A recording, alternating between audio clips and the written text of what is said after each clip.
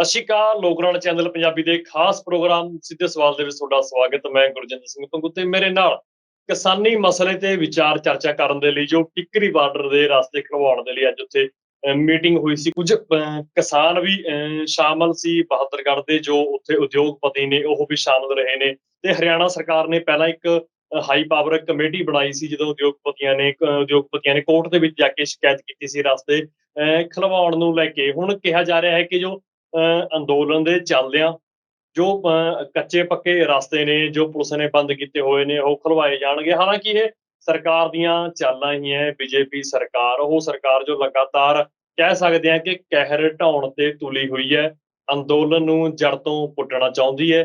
ਕਿਸਾਨਾਂ ਦੇ ਨਾਲ ਲਗਾਤਾਰ ਧੱਕਾ ਹੋ ਰਿਹਾ। ਹੁਣ ਟਿੱਕਰੀ ਬਾਰਡਰ ਦੀ ਗੱਲ ਨਿਕਲ ਕੇ ਆਈ ਹੈ ਕਿ ਟਿੱਕਰੀ ਬਾਰਡਰ ਦੇ ਰਸਤੇ ਖੁਲਵਾਉਣ ਦੇ ਲਈ ਕਹਿ ਸਕਦੇ ਹਾਂ ਆਪਾਂ ਕਿ ਵੀ ਉੱਥੇ ਉਦਯੋਗਪਤੀਆਂ ਦੀ ਮੀਟਿੰਗ ਹੋਈ ਸੀ। ਕੁਝ ਕਿਸਾਨ ਆਗੂ ਵੀ ਉਹਦੇ 'ਚ ਸ਼ਾਮਲ ਸੀ। ਉਹ ਉਦਯੋਗਪਤੀ ਪਹਿਲਾਂ ਕੋਰਟ ਦੇ ਵਿੱਚ ਗਏ ਸੀ। ਹਰਿਆਣਾ ਦੀ ਹਾਈ ਪਾਵਰ ਕਮੇਟੀ ਨੇ ਵੀ ਸ਼ਿਰਕਤ ਕੀਤੀ ਤੇ ਉਹਨਾਂ ਦੀ ਗੱਲਬਾਤ ਆਪਸ ਦੇ ਵਿੱਚ ਹੋਈ ਤੇ ਇਸੇ ਮਸਲੇ ਤੇ ਗੱਲਬਾਤ ਕਰਾਂਗੇ ਕਿ ਇਸ ਦੇ ਪਿੱਛੇ ਦੀ ਸਿਆਸਤ ਕੀ ਹੈ, ਇਸ ਦੇ ਪਿੱਛੇ ਦੇ ਮਨਸੂਬੇ ਕੀ ਨੇ, ਪਿੱਛੇ ਦੇ ਇਰਾਦੇ ਕੀ ਨੇ, ਅੰਦੋਲਨ ਨੂੰ ਫੇਲ ਕਰਦੇ ਨੇ ਢਾਹ ਲਾਉਣ ਦੇ ਲਈ ਕੀ ਇਹ ਵੀ ਨਵੀਂ ਸਕੀਮ ਹੋ ਸਕਦੀ ਹੈ ਜਿਹਦੇ 'ਚ ਕਿਸੇ ਨਾ ਕਿਸੇ ਸ਼ਕਤੀ ਦਾ ਸਹਾਰਾ ਲਿਆ ਜਾਵੇ। ਪੂਰੇ ਤੇ ਇਸੇ ਪੂਰੇ ਮਸਲੇ ਤੇ ਗੱਲਬਾਤ ਕਰਨ ਦੇ ਲਈ ਸਾਡੇ ਨਾਲ ਸਿਆਸੀ ਮਾਹਿਰ ਡਾਕਟਰ ਭੀਮਿੰਦਰ ਸਿੰਘ ਨੇ। ਭੀਮਿੰਦਰ ਸਿੰਘ ਜੀ, ਤੁਹਾਡਾ ਬਹੁਤ ਬਹੁਤ ਸਵਾਗਤ ਜੀ ਲੋਕਰਣ ਤੇ। ਬਹੁਤ ਬਹੁਤ ਸ਼ੁਕਰੀਆ, ਮਿਹਰਬਾਨੀ, ਧੰਨਵਾਦ ਪੰਗੂ ਸਾਹਿਬ। ਡਾਕਟਰ ਸਾਹਿਬ, ਜਿਵੇਂ ਮੈਂ ਜ਼ਿਕਰ ਕੀਤਾ ਕਿ ਵੀ ਟਿੱਕਰੀ ਬਾਰਡਰ ਤੇ ਜੋ ਅੱਜ ਕਿਹਾ ਜਾ ਰਿਹਾ ਕਿ ਕਵਾਇਦ ਸ਼ੁਰੂ ਹੋਈ, ਉਦਯੋਗਪਤੀਆਂ ਦੀ ਮੀਟਿੰਗ ਸੀ। ਉਸ ਮੀਟਿੰਗ ਦੇ ਵਿੱਚ ਕਿਹਾ ਜਾ ਰਿਹਾ ਕੁਝ ਕਿਸਾਨਾਂ ਨੇ ਵੀ ਹਿੱਸਾ ਲਿਆ। ਹਰਿਆਣਾ ਨੇ ਜੋ ਹਾਈ ਪਾਵਰ ਕਮੇਟੀ ਬਣਾਈ ਸੀ ਉਸ ਕਮੇਟੀ ਨੇ ਵੀ ਹਿੱਸਾ ਲਿਆ। ਕੀ ਕੁਛ ਉਸ ਕਮੇਟੀ ਦੇ ਵਿੱਚ ਹੈ, ਜਰਾ ਸਾਡੇ ਦਰਸ਼ਕਾਂ ਦੇ ਸਾਹਮਣੇ ਰੱਖੀ। ਪੰਗੂ ਸਾਹਿਬ, ਪਹਿਲੀ ਗੱਲ ਤਾਂ ਸਮਝਣ ਵਾਲੀ ਇਹ ਹੈ ਕਿ ਬੀਜੇਪੀ ਸਰਕਾਰ ਚਾਹੇ ਸੈਂਟਰ ਦੀ ਹੋਵੇ ਚਾਹੇ ਹਰਿਆਣੇ ਦੀ ਹੋਵੇ, ਉਹਨਾਂ ਨੇ ਲਗਾਤਾਰ ਇਸ ਸੰਘਰਸ਼ ਨੂੰ ਤਾਰ-ਪੀੜੋ ਕਰਨ ਦੇ ਲਈ, ਖਤਮ ਕਰਨ ਦੇ ਲਈ ਬਹੁਤ ਸਾਜ਼ਿਸ਼ਾਂ ਰਚੀਆਂ ਨੇ। ਹੁਣ ਤੱਕ ਆਪਾਂ ਕਹਿ ਸਕਦੇ ਹਾਂ ਕਿ ਅਨੇਕਾਂ ਹੀ ਸਾਜ਼ਿਸ਼ਾਂ ਜਿਹੜੀਆਂ ਨੇ ਰਚੀਆਂ ਗਈਆਂ ਨੇ। 26 ਜਨਵਰੀ ਤੋਂ ਲੈ ਕੇ ਤੁਸੀਂ ਗਿਣ ਸਕਦੇ ਹੋ ਕਿ ਜਿਹੜੀਆਂ ਵੱਡੀਆਂ ਘਟਨਾਵਾਂ, ਚਾਹੇ ਉਹ ਲਖੀਮਪੁਰ ਵਾਲੀ ਘਟਨਾ ਹੋਵੇ, ਚਾਹੇ ਉਹ ਸਿੰਘੂ ਬਾਰਡਰ ਦੇ ਉੱਤੇ ਕਿਵੇਂ ਉੱਥੇ ਜਿਹੜਾ ਹੈਗਾ ਹੱਤਿਆ ਕੀਤੀ ਗਈ ਕਿਸੇ ਗਰੀਬ ਦੀ, ਉਹ ਘਟਨਾ ਹੋਵੇ। ਇਸ ਤੋਂ ਇਲਾਵਾ ਹੋਰ ਜਿਹੜੀਆਂ ਅੰਦਰ ਖਾਤੇ ਬਹੁਤ ਸਾਰੀਆਂ ਘਟਨਾਵਾਂ ਜਿਹੜੀਆਂ ਨੇ ਉਹ ਚੱਲਦੀਆਂ ਰਹੀਆਂ ਨੇ। ਹੁਣ ਨਵਾਂ ਸ਼ੋਸ਼ਾ ਜਿਹੜਾ ਹੈਗਾ ਇਹੀ ਛੱਡਣ ਦੀ ਕੋਸ਼ਿਸ਼ ਕੀਤੀ ਹੈ ਦੋਵੇਂ ਸਰਕਾਰਾਂ ਨੇ ਕਿ ਦੇਖੋ ਜੀ, ਕਿਸਾਨ ਜਿਹੜੇ ਨੇ ਉਹ ਸੜਕਾਂ ਤੇ ਬੈਠੇ ਨੇ। ਸੋ ਜਦੋਂ ਕਿ ਕਿਸਾਨ ਲੀਡਰ ਇਹ ਬਾਰ-ਬਾਰ ਕਲੀਅਰ ਕਰ ਚੁੱਕੇ ਨੇ ਕਿ ਅਸੀਂ ਸੜਕਾਂ ਤੇ ਨਹੀਂ ਬੈਠੇ, ਕਿਸਾਨ ਸੜਕਾਂ ਤੇ ਨਹੀਂ ਬੈਠੇ, ਸਗੋਂ ਜਿਹੜੀ ਪੁਲਿਸ ਹੈ, ਚਾਹੇ ਉਹ ਸੈਂਟਰ ਦੀ ਪੁਲਿਸ ਹੋਵੇ ਚਾਹੇ ਉਹ ਸਟੇਟ ਦੀ ਪੁਲਿਸ ਹੋਵੇ, ਉਹਨਾਂ ਨੇ ਕਬਜ਼ੇ ਕੀਤੇ ਹੋਏ ਨੇ। ਸੋ ਇਸ ਕਰਕੇ ਜੇਕਰ ਤੁਹਾਨੂੰ ਰਸਤੇ ਚਾਹੀਦੇ ਨੇ ਤਾਂ ਉਹਨਾਂ ਪੁਲਿਸ ਵਾਲਿਆਂ ਨੂੰ ਤੁਸੀਂ ਜਿਹੜਾ ਹੈਗਾ ਪਰੇ ਕਰੋ। ਸੋ ਇਸ ਕਰਕੇ ਬਹੁਤ ਲੰਬੇ ਸਮੇਂ ਤੋਂ ਕਿਸਾਨ ਲੀਡਰ ਜਿਹੜੇ ਕਹਿੰਦੇ ਆਏ ਨੇ, ਪਰ ਸਰਕਾਰਾਂ ਜਿਹੜੀਆਂ ਨੇ ਇਹ ਗੱਲ ਨਹੀਂ ਮੰਨ ਰਹੀਆਂ। ਸੋ ਇਹਦੇ ਪਿੱਛੇ ਛੜਯੰਤਰ ਇਹੀ ਹੈ ਕਿ ਕਿਵੇਂ ਨਾ ਕਿਵੇਂ ਕਿਸਾਨ ਮੋਰਚੇ ਨੂੰ ਜਿਹੜਾ ਹੈਗਾ ਇਹਨੂੰ ਇੱਧਰ ਉੱਧਰ ਡੀਰੇਲ ਕੀਤਾ ਜਾਏ। ਸੋ ਪਰ ਅੱਜ ਜਿਵੇਂ ਤੁਸੀਂ ਕਹਿ ਰਹੇ ਹੋ ਕਿ ਲਗਾਤਾਰ ਮੀਟਿੰਗ ਹੋਈ ਹੈ ਔਰ ਉੱਥੋਂ ਦੇ ਜਿਹੜੇ ਹਰਿਆਣੇ ਦੇ ਵੱਡੇ ਉਦਯੋਗਪਤੀ ਨੇ, ਉਹਨਾਂ ਨੇ ਜਦੋਂ ਸੁਪਰੀਮ ਕੋਰਟ ਦਾ ਰੁਖ ਕੀਤਾ, ਉਹ ਸੁਪਰੀਮ ਕੋਰਟ ਦੇ ਵਿੱਚ ਗਏ ਔਰ ਉਹਨਾਂ ਨੇ ਕਿਹਾ ਕਿ ਸਾਡੀਆਂ ਜਿਹੜੀਆਂ ਨੇ ਸਾਨੂੰ ਲੰਬੇ ਰਸਤੇ ਤੋਂ ਮਾਲ ਮੰਗਵਾਉਣਾ ਪੈਂਦਾ ਹੈ ਔਰ ਸਾਡੀਆਂ ਫੈਕਟਰੀਆਂ ਨੂੰ ਬਹੁਤ ਵੱਡਾ ਘਾਟਾ ਪੈ ਰਿਹਾ ਹੈ। ਇਸ ਕਰਕੇ ਸਰਕਾਰ ਕੋਲੇ ਉਹਨਾਂ ਨੇ ਜਦੋਂ ਬੇਨਤੀ ਕੀਤੀ ਤਾਂ ਸਰਕਾਰ ਨੇ ਸਾਰੀ ਜ਼ਿੰਮੇਵਾਰੀ ਕਿਸਾਨਾਂ ਦੇ ਸਿਰ ਵਰਤੀ। ਪਰ ਜਦੋਂ ਕਿਸਾਨਾਂ ਨੇ ਮੀਟਿੰਗ ਕੀਤੀ ਤਾਂ ਉਹਦੇ ਵਿੱਚੋਂ ਨਿਕਲ ਕੇ ਕੁਝ ਸਾਹਮਣੇ ਹੋਰ ਆ ਰਿਹਾ। ਕਿਸਾਨ ਤਾਂ ਇਹੀ ਗੱਲ ਕਹਿ ਰਹੇ ਨੇ ਕਿ ਭਾਈ ਅਸੀਂ ਨਹੀਂ ਇਹਨਾਂ ਦੇ ਅਸੀਂ ਰੋਕਿਆ ਨਹੀਂ ਹੋਇਆ, ਅਸੀਂ ਨਾ ਕਿਸੇ ਨੂੰ ਨੁਕਸਾਨ ਪਹੁੰਚਾਉਣ ਦੀ ਕੋਸ਼ਿਸ਼ ਕਰ ਰਹੇ ਹਾਂ, ਸਗੋਂ ਜਿਹੜੀਆਂ ਸਰਕਾਰਾਂ ਨੇ ਜਾਣ-ਬੁੱਝ ਕੇ ਆਪਣੀ ਫੋਰਸ ਨੂੰ ਉੱਥੇ ਬਿਠਾਇਆ ਹੋਇਆ ਇਹਨਾਂ ਨੇ। ਸੋ ਉਮੀਦ ਕਰਦੇ ਹਾਂ ਕਿ ਆਉਣ ਵਾਲੇ ਦਿਨਾਂ ਦੇ ਵਿੱਚ ਸਰਕਾਰ ਜਿਹੜੀ ਹੈਗੀ ਹੈ ਸੜਕਾਂ ਦੇ ਉੱਤੇ ਫੋਰਸ ਨੂੰ ਬਿਠਾਇਆ ਹੋਇਆ ਹੈ, ਉਸ ਨੂੰ ਚੁਕਵਾਏਗੀ, ਰਸਤੇ ਲੋਕਾਂ ਦੇ ਲਈ ਖਾਲੀ ਕਰਵਾਏਗੀ। ਇਹ ਤਾਂ ਕਿਸਾਨ ਵੀ ਚਾਹੁੰਦੇ ਨੇ, ਕਿਉਂਕਿ ਪਿਛਲੇ ਦਿਨਾਂ ਦੇ ਵਿੱਚ ਆਪਾਂ ਨੂੰ ਪਤਾ ਹੈ ਕਿ ਜਿਹੜਾ ਅੰਨਦਾਤਾ ਹੈ ਉਹ ਲਗਭਗ 1 ਸਾਲ ਹੋਣ ਵਾਲਾ ਹੈ ਪੰਗੂ ਸਾਹਿਬ। ਅੱਜ ਆਪਾਂ ਕਹਿ ਸਕਦੇ ਹਾਂ ਕਿ 11 ਮਹੀਨੇ ਤੋਂ ਉੱਪਰ ਸਮਾਂ ਜਿਹੜਾ ਹੈਗਾ ਹੋ ਚੁੱਕਿਆ ਹੈ ਔਰ ਸਾਲ ਹੋਣ ਵਾਲਾ ਹੈ। ਸੋ ਇਸ ਕਰਕੇ ਲਗਭਗ 700 ਸਾਡੇ ਕਿਸਾਨ ਇਸ ਮੋਰਚੇ ਦੇ ਵਿੱਚ ਸ਼ਹੀਦੀਆਂ ਪ੍ਰਾਪਤ ਕਰ ਚੁੱਕੇ ਨੇ, ਚਾਹੇ ਹਰਿਆਣੇ ਦੇ ਕਿਸਾਨ ਹੋਣ ਔਰ ਚਾਹੇ ਪੰਜਾਬ ਦੇ ਕਿਸਾਨ ਹੋਣ, ਚਾਹੇ ਯੂਪੀ ਦੇ ਕਿਸਾਨ ਹੋਣ, ਉੱਤਰਾਖੰਡ ਦੇ ਕਿਸਾਨ ਹੋਣ, ਇੱਥੋਂ ਤੱਕ ਕਿ ਜਿਹੜੇ ਸਾਊਥ ਵਾਲੇ ਜਿਹੜੇ ਕਿਸਾਨ ਨੇ ਉਹ ਵੀ ਲਗਾਤਾਰ ਇਸ ਧਰਨੇ ਦੇ ਵਿੱਚ, ਇਸ ਸੰਘਰਸ਼ ਦੇ ਵਿੱਚ ਹਿੱਸਾ ਲੈ ਰਹੇ ਨੇ। ਸੋ ਕਹਿਣ ਦਾ ਮਤਲਬ ਹੈ ਕਿ ਇੱਕ ਪਾਸੇ ਸਾਡੇ ਕਿਸਾਨ ਨੇ, ਆਮ ਲੋਕ ਨੇ ਜਿਹੜੇ ਇਦਾਂ ਦੇ ਸੰਘਰਸ਼ ਲੜ ਰਹੇ ਨੇ, ਔਰ ਦੂਜੇ ਪਾਸੇ ਸਰਕਾਰਾਂ ਨੇ, ਚਾਹੇ ਬੀਜੇਪੀ ਦੀ ਸੈਂਟਰ ਦੀ ਸਰਕਾਰ ਹੈ, ਚਾਹੇ ਬੀਜੇਪੀ ਦੀ ਔਰ ਹਰਿਆਣੇ ਦੀ ਸਰਕਾਰ ਹੈ। ਸੋ ਦੋਵੇਂ ਸਰਕਾਰਾਂ ਮਿਲ ਕੇ ਜਿਹੜੀਆਂ ਨੇ ਇਹ ਇਦਾਂ ਦੇ ਛੜਯੰਤਰ ਕਰ ਰਹੀਆਂ ਨੇ। ਉਮੀਦ ਕੀਤੀ ਜਾਣੀ ਬਣਦੀ ਹੈ ਕਿ ਆਉਣ ਵਾਲੇ ਦਿਨਾਂ ਦੇ ਵਿੱਚ ਇਹ ਜਿਹੜਾ ਹੈਗਾ ਸੰਘਰਸ਼ ਹੋਰ ਭਖੇਗਾ, ਹੋਰ ਲੋਕ ਸ਼ਾਮਲ ਹੋਣਗੇ।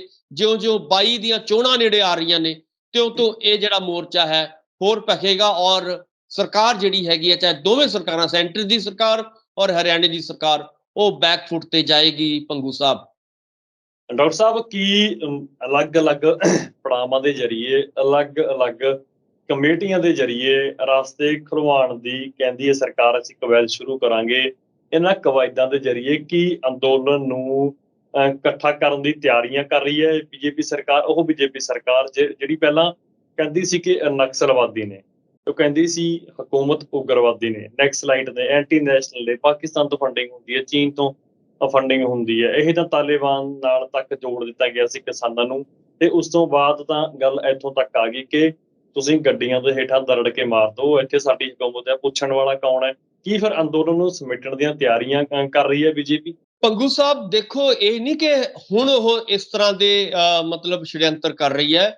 ਲਗਾਤਾਰ ਸ਼ੁਰੂ ਤੋਂ ਲੈ ਕੇ, ਜਿਵੇਂ ਤੁਸੀਂ ਵੀ ਦੱਸਿਆ, ਜਦੋਂ ਅੰਦੋਲਨ ਸ਼ੁਰੂ ਹੋਇਆ ਸੀ, ਪੰਜਾਬ ਦੇ ਵਿੱਚ ਸ਼ੁਰੂ ਹੋਇਆ ਔਰ ਪੰਜਾਬ ਦੇ ਵਿੱਚ ਕਿਹਾ ਗਿਆ ਕਿ ਕਦੇ ਇਹਨਾਂ ਨੂੰ ਖਾਲਿਸਤਾਨੀ ਕਿਹਾ ਗਿਆ, ਕਦੇ ਨਕਸਲਾਈਟ ਕਿਹਾ ਗਿਆ, ਕਦੇ ਇੱਥੋਂ ਤੱਕ ਕਹਿ ਦਿੱਤਾ ਗਿਆ ਸਿਰਫ ਪੰਜਾਬ ਦੇ ਲੋਕ ਨੇ, ਸਿਰਫ ਕਹਿ ਦਿੱਤਾ ਕਿ ਇਹਦੇ ਵਿੱਚ ਸਿੱਖੀ ਸ਼ਾਮਲ ਨੇ।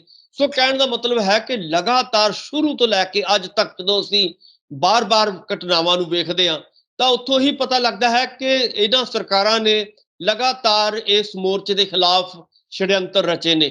ਪਰ ਜਿਹੜੀ ਹੈਗੀ ਹੈ ਵੱਡੀ ਗੱਲ ਇਹ ਹੋਈ ਹੈ ਕਿ ਜਿਉਂ-ਜਿਉਂ ਛੜਯੰਤਰ ਰਚ ਰਹੀ ਹੈ ਸਰਕਾਰ ਜਾਂ ਰਚਦੀ ਰਹੀ ਹੈ, ਤਿਉਂ-ਤਿਉਂ ਇਹ ਛੜਯੰਤਰ ਉਹਨਾਂ ਦੇ ਐਕਸਪੋਜ਼ ਹੁੰਦੇ ਰਹੇ ਨੇ। ਚਾਹੇ ਤੁਸੀਂ 26 ਜਨਵਰੀ ਵਾਲੀ ਘਟਨਾ ਦੇਖ ਲਓ ਕਿ ਕਿਵੇਂ ਸਰਕਾਰ ਆਪਣੇ ਆਪ 'ਚ ਐਕਸਪੋਜ਼ ਹੋਈ। ਫਿਰ ਲਖੀਮਪੁਰ ਵਾਲੀ ਘਟਨਾ ਦੇਖੋ, ਕਿਵੇਂ ਸਰਕਾਰ ਜਿਹੜੀ ਹੈਗੀ ਹੈ ਯੂਪੀ ਦੇ ਆਪਣੇ ਉਹਨਾਂ ਦੇ ਵੱਡੇ ਲੀਡਰ ਐਕਸਪੋਜ਼ ਹੋਏ। ਇਸੇ ਤਰ੍ਹਾਂ ਹੋਰ ਘਟਨਾਵਾਂ ਤੁਸੀਂ ਜਦੋਂ ਦੇਖੋਗੇ ਤਾਂ ਲਾਜ਼ਮੀ ਤੌਰ ਤੇ ਹਰ ਛੜਯੰਤਰ ਦੇ ਵਿੱਚ ਜਿਹੜੀ ਹੈਗੀ ਹੈ ਸਰਕਾਰਾਂ ਐਕਸਪੋਜ਼ ਹੋਈਆਂ ਨੇ। ਸੋ ਹੁਣ ਵੀ ਜੇਕਰ ਉਹ ਛੜਯੰਤਰ ਰਚ ਰਹੀਆਂ ਨੇ, ਉਹ ਆਪਣੇ ਆਪ ਦੇ ਵਿੱਚ ਐਕਸਪੋਜ਼ ਹੋ ਰਹੀਆਂ ਨੇ। ਸੋ ਮੈਨੂੰ ਲੱਗਦਾ ਹੈ ਕਿ ਕਿਸਾਨਾਂ ਨੂੰ ਘਬਰਾਉਣ ਦੀ ਜਾਂ ਡਰਨ ਦੀ ਲੋੜ ਨਹੀਂ ਹੈ। ਕਿਸਾਨ ਇਸ ਵੇਲੇ ਬਹੁਤ ਹੌਸਲੇ ਦੇ ਵਿੱਚ ਨੇ। ਬੇਸ਼ੱਕ ਇਹ ਕੋਸ਼ਿਸ਼ ਜ਼ਰੂਰ ਕਰ ਰਹੇ ਨੇ ਕਿ ਉਹਨਾਂ ਦਾ ਹੌਸਲਾ ਢਾ ਦਿੱਤਾ ਜਾਏ, ਪਰ ਮੈਨੂੰ ਨਹੀਂ ਲੱਗਦਾ ਕਿ ਆਉਣ ਵਾਲੇ ਦਿਨਾਂ ਦੇ ਵਿੱਚ ਕਿਸਾਨ ਆਪਣਾ ਹੌਸਲਾ ਢਾਉਣਗੇ। ਔਰ ਮੈਨੂੰ ਇਹ ਲੱਗਦਾ ਹੈ ਕਿ ਜਿਉਂ ਹੀ ਉਹਨਾਂ ਦਾ ਕੰਮ ਖਤਮ ਹੋਏਗਾ, ਆਉਣ ਵਾਲੇ ਦਿਨਾਂ ਦੇ ਵਿੱਚ ਉਹਨਾਂ ਦੀ ਜਿਹੜੀ ਹੈਗੀ ਹੈ ਝੋਨਾ ਵਿਕ ਜਾਏਗਾ ਔਰ ਕਣਕ ਦੀ ਜਿਹੜੀ ਹੈਗੀ ਤਿਆਰੀ ਹੋ ਜਾਏਗੀ, ਤਾਂ ਉਸ ਤੋਂ ਬਾਅਦ ਵੱਡੀ ਗਿਣਤੀ ਦੇ ਵਿੱਚ ਕਿਸਾਨ ਜਿਹੜੇ ਨੇ ਇਸ ਮੋਰਚੇ ਦੇ ਵਿੱਚ ਹੋਰ ਵੀ ਸ਼ਾਮਲ ਹੋਣਗੇ। ਸੋ ਆਪਾਂ ਦੇਖਿਆ ਹੈ ਕਿ ਪਿਛਲੇ ਦਿਨਾਂ ਦੇ ਵਿੱਚ ਬੱਚਿਆਂ ਤੋਂ ਲੈ ਕੇ ਛੋਟੇ-ਛੋਟੇ ਬੱਚੇ ਇਸ ਅੰਦੋਲਨ ਦੇ ਵਿੱਚ ਸ਼ਾਮਲ ਹੋ ਰਹੇ ਨੇ। ਸਾਡੀਆਂ ਬੀਬੀਆਂ, ਮਾਤਾਵਾਂ, ਭੈਣਾਂ ਜਿਹੜੀਆਂ ਨੇ ਉਹ ਇਸ ਮੋਰਚੇ ਦੇ ਵਿੱਚ ਸ਼ਾਮਲ ਹੋ ਰਹੇ ਨੇ। ਔਰ ਇਸ ਤੋਂ ਇਲਾਵਾ ਬਜ਼ੁਰਗ ਜਿਹੜੇ ਨੇ ਉਹ ਇਸ ਮੋਰਚੇ ਦੇ ਵਿੱਚ ਸ਼ਾਮਲ ਹੋ ਰਹੇ ਨੇ, ਨੌਜਵਾਨ ਇਸ ਮੋਰਚੇ ਦੇ ਵਿੱਚ ਸ਼ਾਮਲ ਹੋ ਰਹੇ ਨੇ। ਸੋ ਕਹਿਣ ਦਾ ਮਤਲਬ ਇਹੀ ਹੈ ਕਿ ਇਸ ਵੇਲੇ ਹਿੰਦੁਸਤਾਨ ਦੇ ਬੱਚੇ ਤੋਂ ਲੈ ਕੇ ਬਜ਼ੁਰਗਾਂ ਤੱਕ ਹਰ ਵਰਗ ਜਿਹੜਾ ਹੈਗਾ ਇਸ ਮੋਰਚੇ ਦੇ ਨਾਲ ਜੁੜਿਆ ਹੋਇਆ ਹੈ। ਸੋ ਇਸ ਕਰਕੇ ਕੋਈ ਤਾਕਤ ਨਹੀਂ ਹੈ ਸਰਕਾਰ ਦੀ ਕਿ ਇਸ ਮੋਰਚੇ ਨੂੰ ਕੋਈ ਢਾਹ ਲਾ ਲਵੇ।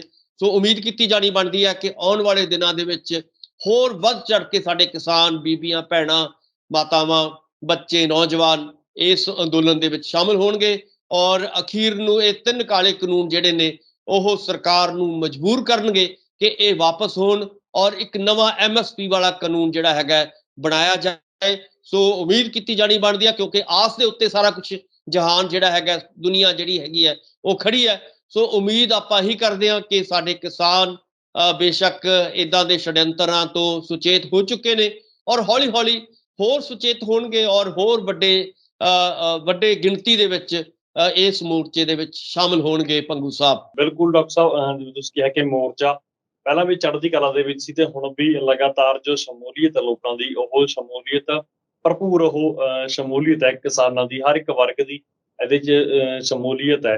ਡਾਕਟਰ ਸਾਹਿਬ, ਜੇਕਰ ਅਸੀਂ ਗੱਲ ਕਰੀਏ ਕਿਸਾਨੀ ਅੰਦੋਲਨ ਦੀ, ਜਿਵੇਂ ਹੁਣ ਕਿਹਾ ਗਿਆ ਕਿ ਟਿੱਕਰੀ ਬਾਰਡਰ ਨੂੰ ਲੈ ਕੇ ਪਹਿਲਾਂ ਵੀ ਕੋਈ ਕਿਸੇ ਲੇਡੀ ਦੇ ਨਾਮ ਦੇ ਉੱਤੇ ਪਟੀਸ਼ਨ ਦਾਇਰ ਕੀਤੀ ਗਈ ਸੀ, ਜਿਹਦੇ 'ਚ ਕਿਹਾ ਸੀ ਕਿ ਉਹ ਸਿੰਘੂ ਬਾਰਡਰ ਵਾਲੇ ਰਸਤੇ ਦੀ ਇਹ ਗੱਲ ਸ਼ੁਰੂ ਤੋਂ ਹੀ ਚੱਲਦੀ ਰਹੀ ਹੈ ਕੀ ਲੱਗਦਾ ਤੁਹਾਨੂੰ ਇਹ ਗੱਲਾਂ ਕਿੱਥੋਂ ਤੱਕ ਜਾਇਜ਼ ਨੇ ਸਰਕਾਰ ਦੀਆਂ? ਦੇਖੋ, ਜਦੋਂ ਲੋਕਾਂ ਦੁਆਰਾ ਸਰਕਾਰ ਚੁਣੀ ਗਈ ਹੋਵੇ, ਡੈਮੋਕ੍ਰੇਸੀ ਹੋਵੇ, ਡੈਮੋਕ੍ਰੇਟਿਕ ਕੰਟਰੀ ਹੋਵੇ, ਲੋਕਤੰਤਰ ਹੋਵੇ, ਲੋਕਾਂ ਨੂੰ ਅਧਿਕਾਰ ਹੋਵੇ, ਉਹ ਸਰਕਾਰ ਲੋਕਾਂ ਨੇ ਚੁਣ ਕੇ ਦਿੱਤੀ ਤੇ ਲੋਕਾਂ ਦੀ ਰਾਏ ਤੋਂ ਬਿਨਾਂ, ਕਿਸਾਨਾਂ ਦੀ ਰਾਏ ਤੋਂ ਬਿਨਾਂ ਪਰ ਕਾਨੂੰਨ ਬਣਾਏ ਉਸੇ ਸਰਕਾਰ।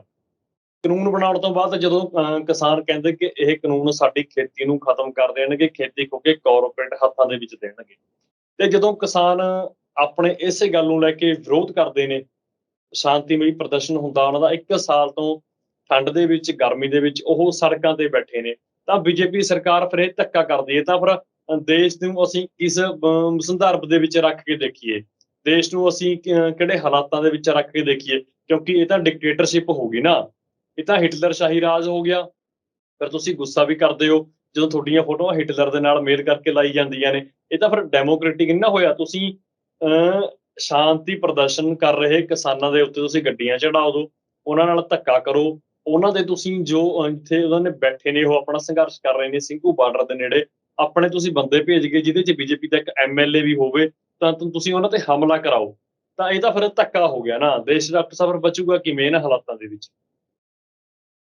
ਪੰਗੂ ਸਾਹਿਬ ਦੇਖੋ, ਜਿਵੇਂ ਤੁਸੀਂ ਗੱਲ ਕੀਤੀ ਹੈ ਕਿ ਇਸ ਮੁਲਕ ਦੇ ਵਿੱਚ ਆਪਾਂ ਨੂੰ ਪਤਾ ਹੈ ਕਿ ਲੋਕਤੰਤਰ ਕਿਹਾ ਜਾਂਦਾ ਕਿ ਲੋਕਤੰਤਰ ਦਾ ਰਾਜ ਹੈ, ਕਾਨੂੰਨ ਦਾ ਰਾਜ ਹੈ। ਪਰ ਜਦੋਂ ਇਸ ਨੂੰ ਅਸੀਂ ਪ੍ਰੈਕਟੀਕਲੀ ਰੂਪ ਦੇ ਵਿੱਚ ਵੇਖਦੇ ਹਾਂ ਤਾਂ ਅਸੀਂ ਵੇਖਦੇ ਹਾਂ ਕਿ ਇੱਥੇ ਜਿਹੜਾ ਹੈਗਾ ਡੰਡਾ ਤੰਤਰ ਜਿਹੜਾ ਹੈਗਾ ਉਹਦਾ ਰਾਜ ਬਣਾਇਆ ਜਾ ਰਿਹਾ ਹੈ। ਔਰ ਜਿਵੇਂ ਤੁਸੀਂ ਕਹਿ ਰਹੇ ਹੋ ਕਿ ਜਿਸ ਮੁਲਕ ਦਾ ਅੰਨਦਾਤਾ ਹੀ ਸੜਕਾਂ ਦੇ ਉੱਤੇ ਲਗਭਗ 1 ਸਾਲ ਤੋਂ ਬੈਠਾ ਹੋਵੇ, ਜਿਸ ਮੁਲਕ ਦੇ ਬੱਚੇ ਤੋਂ ਲੈ ਕੇ ਬਜ਼ੁਰਗਾਂ ਤੱਕ ਔਰ ਮਾਤਾਵਾਂ ਭੈਣਾਂ ਤੱਕ ਉਹ ਸੜਕਾਂ ਤੇ ਬੈਠੀਆਂ ਹੋਣ, ਤਾਂ ਉਸ ਮੁਲਕ ਦਾ ਭਵਿੱਖ ਕੀ ਹੋ ਸਕਦਾ ਹੈ, ਇਹਦੇ ਬਾਰੇ ਆਪਾਂ ਸਹਿਜੇ ਹੀ ਅੰਦਾਜ਼ਾ ਲਾ ਸਕਦੇ ਹਾਂ। ਸੋ ਨਤੀਜਾ ਕੀ ਨਿਕਲ ਰਿਹਾ? ਨਤੀਜਾ ਇਸ ਮੁਲਕ ਦੇ ਜਿਹੜੇ ਪ੍ਰਧਾਨ ਮੰਤਰੀ ਸਾਹਿਬ ਨੇ, ਖਾਸ ਤੌਰ ਤੇ ਮੋਦੀ ਸਾਹਿਬ, ਪਿਛਲੇ ਆਪਾਂ ਲੰਮੇ ਸਮੇਂ ਤੋਂ ਦੇਖ ਰਹੇ ਹਾਂ ਕਿ ਜਿੱਥੇ ਵੀ ਜਾਂਦੇ ਨੇ ਉਹ ਉੱਥੇ ਉਹਨਾਂ ਦਾ ਵਿਰੋਧ ਹੁੰਦਾ, ਚਾਹੇ ਕਿਸੇ ਵੀ ਮੁਲਕ 'ਚ ਜਾਣ। ਪਿਛਲੇ ਦਿਨਾਂ ਦੇ ਵਿੱਚ ਅਮਰੀਕਾ 'ਚ ਗਏ ਤਾਂ ਅਮਰੀਕਾ ਦੇ ਵਿੱਚ ਵੱਡਾ ਵਿਰੋਧ ਮੋਦੀ ਸਾਹਿਬ ਨੂੰ ਸਹਿਣਾ ਪਿਆ। ਸੋ ਇਸੇ ਤਰ੍ਹਾਂ ਹੁਣ ਪਿਛਲੇ ਦਿਨਾਂ ਦੇ ਵਿੱਚ ਹੋਰ ਕਿਸੇ ਮੁਲਕ 'ਚ ਗਏ ਸੀਗੇ, ਉੱਥੇ ਬਹੁਤ ਵੱਡਾ ਜਿਹੜਾ ਹੈਗਾ ਵਿਰੋਧ ਸਹਿਣਾ ਪਿਆ। ਸੋ ਕਹਿਣ ਦਾ ਮਤਲਬ ਹੈ ਕਿ ਚਾਹੇ ਇਹਨਾਂ ਦੇ ਪ੍ਰਧਾਨ ਮੰਤਰੀ ਸਾਹਿਬ ਹੋਣ, ਚਾਹੇ ਕੋਈ ਹੋਰ ਹੋਵੇ, ਹਰ ਜਗ੍ਹਾ ਤੇ ਇਹਨਾਂ ਲੀਡਰਾਂ ਦਾ, ਬੀਜੇਪੀ ਦੇ ਲੀਡਰਾਂ ਦਾ ਬਹੁਤ ਵੱਡਾ ਵਿਰੋਧ ਹੋ ਰਿਹਾ ਹੈ। ਸੋ ਜੇਕਰ ਅਜੇ ਵੀ ਇਹ ਕੰਧ ਤੇ ਲਿਖਿਆ ਨਹੀਂ ਪੜ ਰਹੇ ਬੀਜੇਪੀ ਦੇ ਲੀਡਰ ਔਰ ਬੀਜੇਪੀ ਦੀਆਂ ਸਰਕਾਰਾਂ, ਤਾਂ ਲਾਜ਼ਮੀ ਤੌਰ ਤੇ ਮੈਂ ਕਹਿ ਸਕਦਾ ਕਿ ਇਹਨਾਂ ਦੇ ਜਿਹੜੇ ਨੇ ਆਉਣ ਵਾਲੇ ਦਿਨਾਂ ਦੇ ਵਿੱਚ, ਖਾਸ ਤੌਰ ਤੇ 22 ਦੀਆਂ ਜਿਹੜੀਆਂ ਚੋਣਾਂ ਹੋਣੀਆਂ ਨੇ, ਜੇ ਆਪਾਂ ਕਹਿ ਸਕਦੇ ਹਾਂ ਕਿ 5 ਸੂਬਿਆਂ ਦੇ ਵਿੱਚ ਚੋਣਾਂ ਹੋਣੀਆਂ ਨੇ, ਯੂਪੀ ਦੇ ਵਿੱਚ ਚੋਣਾਂ ਹੋਣੀਆਂ ਨੇ, ਪੰਜਾਬ ਦੇ ਵਿੱਚ ਚੋਣਾਂ ਹੋਣੀਆਂ ਨੇ, ਉੱਤਰਾਖੰਡ ਦੇ ਵਿੱਚ ਚੋਣਾਂ ਹੋਣੀਆਂ ਨੇ, ਔਰ ਮਨੀਪੁਰ ਦੇ ਵਿੱਚ ਚੋਣਾਂ ਹੋਣੀਆਂ ਨੇ, ਗੋਆ ਦੇ ਵਿੱਚ ਚੋਣਾਂ ਹੋਣੀਆਂ ਨੇ, ਔਰ ਉਸ ਤੋਂ ਬਾਅਦ ਦਸੰਬਰ ਦੇ ਵਿੱਚ ਗੁਜਰਾਤ ਦੇ ਵਿੱਚ ਚੋਣਾਂ ਹੋਣੀਆਂ ਨੇ, ਔਰ ਹਿਮਾਚਲ ਪ੍ਰਦੇਸ਼ ਦੇ ਵਿੱਚ ਚੋਣਾਂ ਹੋਣੀਆਂ ਨੇ। ਤਾਂ ਇਹਨਾਂ ਸੂਬਿਆਂ ਦੇ ਵਿੱਚ ਜਦੋਂ ਚੋਣਾਂ ਹੋਣਗੀਆਂ ਤਾਂ ਲਾਜ਼ਮੀ ਤੌਰ ਤੇ ਪੰਜਾਬ ਦੇ ਲੋਕ, ਚਾਹੇ ਹੋਣ, ਚਾਹੇ ਉਹ ਵੱਖ-ਵੱਖ ਸੂਬਿਆਂ ਦੇ, ਉੱਤਰਾਖੰਡ ਦੇ, ਯੂਪੀ ਦੇ ਲੋਕ ਹੋਣ, ਔਰ ਗੁਜਰਾਤ ਤੱਕ ਦੇ ਲੋਕ, ਜਿੱਥੇ ਕਿਹਾ ਜਾਂਦਾ ਹੈ ਕਿ ਸਾਡਾ ਗੜ ਹੈ, ਬੀਜੇਪੀ ਇਹ ਮੰਨਦੀ ਹੈ ਕਿ ਗੁਜਰਾਤ ਦੇ ਵਿੱਚ ਸਾਡਾ ਗੜ ਹੈ, ਉੱਥੋਂ ਵੀ ਲੋਕ ਜਿਹੜੇ ਨੇ ਇਹਨਾਂ ਨੂੰ ਵੋਟਾਂ ਨਹੀਂ ਪਾਉਣਗੇ, ਇਹਨਾਂ ਲੋਕਾਂ ਨੂੰ ਮੂੰਹ ਨਹੀਂ ਲਾਉਣਗੇ। ਕਿਉਂਕਿ ਆਪਾਂ ਨੂੰ ਪਤਾ ਹੈ ਕਿ ਪਿਛਲੇ ਦਿਨਾਂ ਦੇ ਵਿੱਚ ਯੂਪੀ ਦੇ ਵਿੱਚ ਜਿਸ ਕਿਸਮ ਦੇ ਨਾਲ ਕਿਸਾਨਾਂ ਨੂੰ ਦਰੜਿਆ ਗਿਆ, ਜਿਸ ਕਿਸਮ ਦੇ ਨਾਲ ਲੋਕਾਂ ਨੂੰ ਉੱਥੇ ਕੁੱਟਿਆ ਗਿਆ, ਮਾਰਿਆ ਗਿਆ, ਸੋ ਉੱਥੋਂ ਇਹੀ ਪਤਾ ਲੱਗਦਾ ਹੈ ਕਿ ਇਹ ਜਿਹੜਾ ਹੈਗਾ ਸਾਡਾ ਭਾਰਤੀ ਲੋਕਤੰਤਰ ਨਹੀਂ ਰਿਹਾ। ਹੁਣ ਇਹਨੂੰ ਹੁਣ ਡੰਡਾ ਤੰਤਰ ਜਿਹੜਾ ਹੈਗਾ ਬਣ ਚੁੱਕਿਆ ਹੈ। ਹਰ ਪਾਸੇ ਜਿਹੜੀ ਹੈਗੀ ਹੈ ਹਾਹਾਕਾਰ ਮਚ ਚੁੱਕੀ ਹੈ। ਤੁਸੀਂ ਮਹਿੰਗਾਈ ਦੀ ਗੱਲ ਕਰੋ, ਤੁਸੀਂ ਪੈਟਰੋਲ, ਡੀਜ਼ਲ, ਗੈਸ ਦੀ ਗੱਲ ਕਰੋ, ਯਾਨੀ ਕਿ ਅਸਮਾਨਾਂ ਨੂੰ ਛੂ ਰਿਹਾ ਹੈ। ਸੋ ਇਸ ਕਰਕੇ ਹਰ ਪੱਖੋਂ ਜਿਹੜਾ ਹੈਗਾ ਮੁਲਕ ਥੱਲੇ ਵੱਲ ਜਾ ਰਿਹਾ ਹੈ। ਸੋ ਦੂਜੇ ਪਾਸੇ ਸਾਡੇ ਜਿਹੜੇ ਪ੍ਰਧਾਨ ਮੰਤਰੀ ਸਾਹਿਬ ਨੇ, ਉਹ ਇਹ ਲੋਕਾਂ ਨੂੰ ਦਰਸਾ ਰਹੇ ਨੇ ਕਿ ਅਸੀਂ ਤਾਂ ਬੜੀ ਤਰੱਕੀ ਕਰ ਰਹੇ ਹਾਂ, ਅਸੀਂ ਤਾਂ ਲੋਕਾਂ ਦੇ ਟੀਕੇ ਲਗਾਤੇ। ਤੁਸੀਂ ਦੇਖਿਆ ਹੋਵੇਗਾ ਕਿ ਪਿਛਲੇ ਦਿਨਾਂ ਦੇ ਵਿੱਚ ਵਿਸ਼ੇਸ਼ ਤੌਰ ਤੇ ਉਹਨਾਂ ਨੇ ਬਿਆਨ ਦਿੱਤਾ ਸੀਗਾ, ਵਿਸ਼ੇਸ਼ ਤੌਰ ਤੇ ਭਾਸ਼ਣ ਦੇ ਕੇ ਗੱਲ ਕਹੀ ਸੀਗੀ ਕਿ ਅਸੀਂ ਤਾਂ 100 ਕਰੋੜ ਟੀਕਾ ਜਿਹੜਾ ਹੈਗਾ ਕੋਵਿਡ ਦਾ ਲੋਕਾਂ ਨੂੰ ਲਾ ਚੁੱਕੇ ਹਾਂ। ਜੇ ਤੁਹਾਨੂੰ ਲੋਕਾਂ ਦੀ ਇੰਨੀ ਫਿਕਰ ਹੈ ਪ੍ਰਧਾਨ ਮੰਤਰੀ ਸਾਹਿਬ ਨੂੰ, ਮੋਦੀ ਸਾਹਿਬ ਨੂੰ, ਤਾਂ ਲਾਜ਼ਮੀ ਤੌਰ ਤੇ ਲੋਕਾਂ ਦੀਆਂ ਜੋ ਬੁਨਿਆਦੀ ਮੰਗਾਂ ਨੇ, ਬੁਨਿਆਦੀ ਡਿਮਾਂਡਸ ਨੇ, ਤੁਸੀਂ ਉਹਨਾਂ ਬਾਰੇ ਗੱਲ ਕਿਉਂ ਨਹੀਂ ਕਰਦੇ? ਤੁਸੀਂ ਕਿਹਾ ਸੀਗਾ ਕਿਸਾਨਾਂ ਨੂੰ ਕਿ ਮੈਂ ਇੱਕ ਫੋਨ ਕਾਲ ਦੀ ਦੂਰੀ ਤੇ ਹਾਂ, ਉਹ ਫੋਨ ਕਾਲ ਜਿਹੜਾ ਹੈਗਾ ਅੱਜ ਤੱਕ ਕਿਉਂ ਨਹੀਂ ਹੋਇਆ? ਅੱਜ ਲੋਕ ਸਵਾਲ ਪੁੱਛਦੇ ਆ। ਸੋ ਇਸ ਕਰਕੇ ਮੈਂ ਇਹੀ ਕਹਾਂਗਾ ਕਿ ਕੇਂਦਰ ਦੀ ਸਰਕਾਰ ਨੂੰ, ਮੋਦੀ ਸਰਕਾਰ ਨੂੰ ਬੀਜੇਪੀ ਦੀ ਸਰਕਾਰ ਨੂੰ ਅੱਜ ਚਾਹੀਦਾ ਹੈ ਕਿ ਉਹ ਜਿਹੜਾ ਹੈਗਾ ਫੋਨ ਉਹਨਾਂ ਨੂੰ ਕੀਤਾ ਜਾਏ ਔਰ ਡਿਮਾਂਡ ਉਹਨਾਂ ਦੀਆਂ ਸੁਣੀਆਂ ਜਾਣ ਔਰ ਟੇਬਲ ਟਾਕ ਜਿਹੜੀ ਹੈਗੀ ਉਹਨਾਂ ਨਾਲ ਕੀਤੀ ਜਾਏ ਤਾਂ ਕਿ ਇਹ ਮਸਲਾ ਜਿਹੜਾ ਚਿਰਾਂ ਤੋਂ ਲਟਕ ਰਿਹਾ ਹੈ ਉਹਦਾ ਹੱਲ ਨਿਕਲ ਸਕੇ। ਸੋ ਉਮੀਦ ਕਰਨੀ ਬਣਦੀ ਹੈ ਕਿ ਆਉਣ ਵਾਲੇ ਦਿਨਾਂ ਦੇ ਵਿੱਚ ਆਪਾਂ ਜ਼ਰੂਰ ਇਹ ਸਾਨੂੰ ਕੋਸ਼ਿਸ਼ ਕਰਨੀ ਚਾਹੀਦੀ ਹੈ ਕਿ ਸਰਕਾਰਾਂ ਦੇ ਉੱਤੇ ਪ੍ਰੈਸ਼ਰ ਬਣਾਉਣਾ ਚਾਹੀਦਾ ਹੈ ਕਿ ਇਹ ਮਸਲਾ ਜਿਹੜਾ ਹੈਗਾ ਕਿਸਾਨਾਂ ਦਾ ਹੱਲ ਹੋਵੇ ਔਰ ਦੀਵਾਲੀ ਦੇ ਮੌਕੇ ਕਿਸਾਨ ਜਿਹੜੇ ਨੇ ਆਪਣੇ ਘਰਾਂ ਦੇ ਵਿੱਚ ਚਲੇ ਜਾਣ, ਉਹਨਾਂ ਦੇ ਬੱਚੇ, ਉਹਨਾਂ ਦੀਆਂ ਮਾਵਾਂ, ਉਹਨਾਂ ਦੀਆਂ ਪੁੱਤਰੀਆਂ, ਉਹਨਾਂ ਦੇ ਹਰ ਮੈਨੂੰ ਆਪਾਂ ਨੂੰ ਪਤਾ ਹੈ ਕਿ ਹਰ ਤਰ੍ਹਾਂ ਦੇ ਲੋਕ ਉੱਥੇ ਬੈਠੇ ਨੇ ਔਰ ਉਹ ਇੰਨੀ ਸਰਦੀ ਦੇ ਵਿੱਚ, ਇੰਨੀ ਗਰਮੀ ਦੇ ਵਿੱਚ, ਝੱਖੜਾਂ ਦੇ ਵਿੱਚ, ਮੀਂਹਾਂ ਦੇ ਵਿੱਚ ਉਹਨਾਂ ਨੇ ਕੱਟਿਆ ਹੈ ਉੱਥੇ। ਸੋ ਹੁਣ ਉਹ ਜ਼ਰੂਰ ਜਿੱਤ ਕੇ ਜਾਣਾ ਚਾਹਣਗੇ। ਸੋ ਉਮੀਦ ਕਰਨੀ ਬਣਦੀ ਹੈ ਕਿ ਦੀਵਾਲੀ ਦੇ ਮੌਕੇ ਜਿਹੜਾ ਹੈਗਾ ਇਹ ਮਸਲਾ ਹੱਲ ਹੋਏਗਾ ਔਰ ਮੋਦੀ ਸਰਕਾਰ ਨੂੰ ਸ਼ਰਮ ਆਉਣੀ ਚਾਹੀਦੀ ਹੈ ਔਰ ਖਾਸ ਤੌਰ ਤੇ ਖੱਟਰ ਸਰਕਾਰ ਨੂੰ ਵੀ ਸ਼ਰਮ ਆਉਣੀ ਚਾਹੀਦੀ ਹੈ ਕਿ ਜਿਸ ਕਿਸਮ ਦੇ ਨਾਲ ਉਹ ਕਿਸਾਨਾਂ ਦੇ ਉੱਤੇ ਤਸ਼ੱਦਦ ਕਰ ਰਹੇ ਨੇ ਔਰ ਉਹ ਤਸ਼ੱਦਦ ਜਿਹੜਾ ਹੈਗਾ ਬੰਦ ਹੋਣਾ ਚਾਹੀਦਾ ਹੈ ਔਰ ਲੋਕਤੰਤਰ ਦੇ ਵਿੱਚ ਲੋਕਾਂ ਦਾ ਰਾਜ ਹੋਣਾ ਚਾਹੀਦਾ ਹੈ, ਨਾ ਕਿ ਡੰਡਾ ਤੰਤਰ ਦਾ ਰਾਜ ਹੋਣਾ ਚਾਹੀਦਾ ਹੈ। ਧੱਕੇ ਦੇ ਨਾਲ ਜਿਹੜੀਆਂ ਸੜਕਾਂ ਰੋਕੀਆਂ ਹੋਈਆਂ ਨੇ ਪੁਲਿਸ ਨੇ ਜਾਂ ਸਰਕਾਰ ਦੀ ਮਿਲੀ ਭੁਗਤ ਦੇ ਨਾਲ ਉਹ ਲੋਕਾਂ ਦੇ ਲਈ ਖੁੱਲਣੀਆਂ ਚਾਹੀਦੀਆਂ ਨੇ, ਉਹ ਰਸਤੇ ਖੁੱਲਣੇ ਚਾਹੀਦੇ ਨੇ ਤਾਂ ਕਿ ਲੋਕ ਜਿਹੜੇ ਨੇ ਉਹ ਆਸਾਨੀ ਦੇ ਨਾਲ ਆ ਜਾ ਸਕਣ। ਇਹਦਾ ਦੋਸ਼ ਜਿਹੜਾ ਹੈਗਾ ਕਿਸਾਨਾਂ ਦੇ ਉੱਤੇ ਨਹੀਂ ਮੜਨਾ ਚਾਹੀਦਾ, ਸਗੋਂ ਸਰਕਾਰ ਨੂੰ ਇਹ ਜਿਹੜਾ ਹੈਗਾ ਸੋਚਣਾ ਚਾਹੀਦਾ ਕਿ ਅਸੀਂ ਲੋਕਾਂ ਨੂੰ ਤੰਗ ਨਾ ਕਰੀਏ, ਲੋਕਾਂ ਲਈ ਅਸੀਂ ਰਸਤੇ ਖੋਲੀਏ ਤਾਂ ਕਿ ਲੰਮੇ ਸਮੇਂ ਤੋਂ ਜਿਹੜੇ ਉਹਨਾਂ ਦੇ ਕੰਮ, ਜਿਹੜੇ ਕਾਰੋਬਾਰ ਖਤਮ ਹੋ ਚੁੱਕੇ ਨੇ ਉਹ ਦੁਬਾਰਾ ਸ਼ੁਰੂਆਤ ਉਹਨਾਂ ਦੀ ਹੋ ਸਕੇ।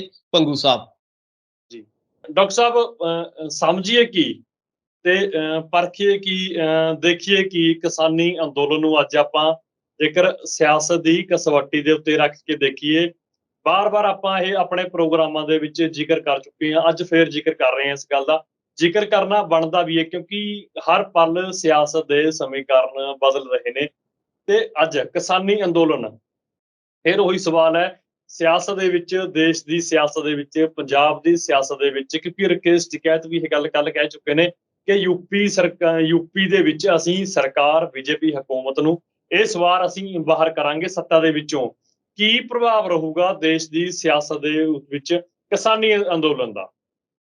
ਬਿਲਕੁਲ, ਦੇਖੋ ਰਕੇਸ਼ ਟਿਕੈਤ ਜੀ ਨੇ ਇਸ਼ਾਰਾ ਤਾਂ ਬਹੁਤ ਵਧੀਆ ਕੀਤਾ ਹੈ ਔਰ ਆਪਾਂ ਕਹਿ ਸਕਦੇ ਹਾਂ ਕਿ ਜਿਵੇਂ ਪਿਛਲੇ ਦਿਨਾਂ ਦੇ ਵਿੱਚ ਬੰਗਾਲ ਦੇ ਵਿੱਚ ਕਿਸਾਨਾਂ ਨੇ ਜਾ ਕੇ ਉੱਥੇ ਝੰਡਾ ਚੁੱਕਿਆ ਸੀਗਾ ਕਿਸਾਨਾਂ ਦਾ ਔਰ ਬੀਜੇਪੀ ਦੀ ਉਹ ਉਮੀਦ ਦੇ ਉੱਤੇ ਪਾਣੀ ਫੇਰਤਾ ਸੀਗਾ ਔਰ ਸਿਰਫ 70 ਸੀਟਾਂ ਦੇ ਉੱਤੇ ਉਹਨਾਂ ਨੂੰ ਸਮੇਟ ਦਿੱਤਾ ਸੀਗਾ, ਉਹੀ ਨਤੀਜਾ ਤੁਸੀਂ ਦੇਖੋਗੇ ਕਿ ਯੂਪੀ ਦੇ ਵਿੱਚ ਹੋਏਗਾ। ਯੂਪੀ ਦੇ ਵਿੱਚ ਬੇਸ਼ੱਕ ਇਸ ਵੇਲੇ ਬੀਜੇਪੀ ਦੀ ਸਰਕਾਰ ਹੈ ਪਰ ਜਿਵੇਂ ਇਸ ਵੇਲੇ ਕਿਸਾਨ ਕਹਿ ਰਹੇ ਨੇ, ਲੀਡਰ ਕਹਿ ਰਹੇ ਨੇ ਕਿਸਾਨਾਂ ਦੇ ਕਿ ਅਸੀਂ ਹਰ ਹਾਲਤ ਦੇ ਵਿੱਚ ਯੂਪੀ ਦੇ ਵਿੱਚੋਂ ਬੀਜੇਪੀ ਨੂੰ ਬਾਹਰ ਕਰਨਾ ਹੈ। ਸਿਰਫ ਯੂਪੀ ਦੇ ਵਿੱਚੋਂ ਨਹੀਂ ਹੋਏਗਾ, ਆਪਾਂ ਨੂੰ ਪਤਾ ਹੈ ਕਿ ਪੰਜਾਬ ਦੇ ਵਿੱਚੋਂ ਲਗਭਗ ਸਫਾਇਆ ਹੋ ਚੁੱਕਿਆ ਬੀਜੇਪੀ ਦਾ, ਇਸੇ ਤਰ੍ਹਾਂ ਉੱਤਰਾਖੰਡ ਦੇ ਵਿੱਚੋਂ ਸਫਾਇਆ ਹੋਏਗਾ, ਇਸੇ ਤਰ੍ਹਾਂ ਤੁਸੀਂ ਦੇਖੋਗੇ ਕਿ ਗੋਆ ਦੇ ਵਿੱਚੋਂ ਸਫਾਇਆ ਹੋ ਸਕਦਾ ਹੈ ਔਰ ਮਨੀਪੁਰ ਦੇ ਵਿੱਚੋਂ ਜਿਹੜੀ ਹੈਗਾ ਸਫਾਇਆ ਹੋ ਸਕਦਾ ਹੈ। ਸਿਰਫ ਇਹੀ ਨਹੀਂ, ਜਿਹੜੇ ਦੁਬਾਰਾ ਆਪਾਂ ਕਹਿੰਦੇ ਹਾਂ ਕਿ ਅਗਲੇ ਦਸੰਬਰ ਦੇ ਵਿੱਚ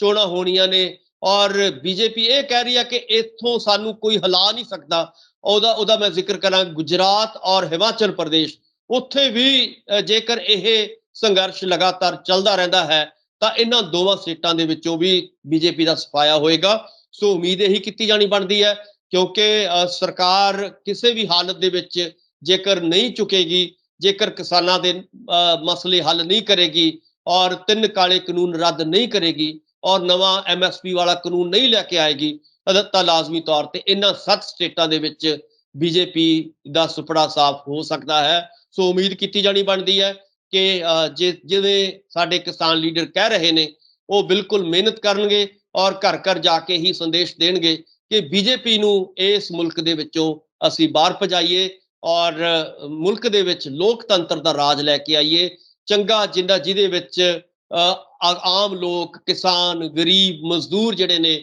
ਉਹ ਚੰਗੀ ਰੋਟੀ ਖਾ ਸਕਣ, ਰੁਜ਼ਗਾਰ ਉਹਨਾਂ ਨੂੰ ਮਿਲ ਸਕੇ, ਐਜੂਕੇਸ਼ਨ ਉਹਨਾਂ ਨੂੰ ਮਿਲ ਸਕੇ, ਉਹਨਾਂ ਦੀ ਖੇਤੀਬਾੜੀ ਬਚ ਸਕੇ, ਉਹਨਾਂ ਦੀ ਹੈਲਥ ਬਚ ਸਕੇ, ਉਹਨਾਂ ਦੀਆਂ ਹੋਰ ਜਿਹੜੀਆਂ ਬੁਨਿਆਦੀ ਸਹੂਲਤਾਂ ਨੇ ਉਹ ਉਹਨਾਂ ਨੂੰ ਮਿਲ ਸਕਣ, ਹੋਰ ਬੁਨਿਆਦੀ ਜਿਹੜੇ ਲੋੜਾਂ ਨੇ ਉਹਨਾਂ ਦੀਆਂ ਉਹ ਪੂਰੀਆਂ ਹੋ ਸਕਣ। ਸੋ ਇਸ ਕਿਸਮ ਦੀ ਜਨਤਾ ਜਿਹੜੀ ਹੈਗੀ ਆ ਉਹ ਚਾਹੁੰਦੀ ਹੈ ਕਿ ਇਸ ਕਿਸਮ ਦਾ ਰਾਜ ਆਏਗਾ।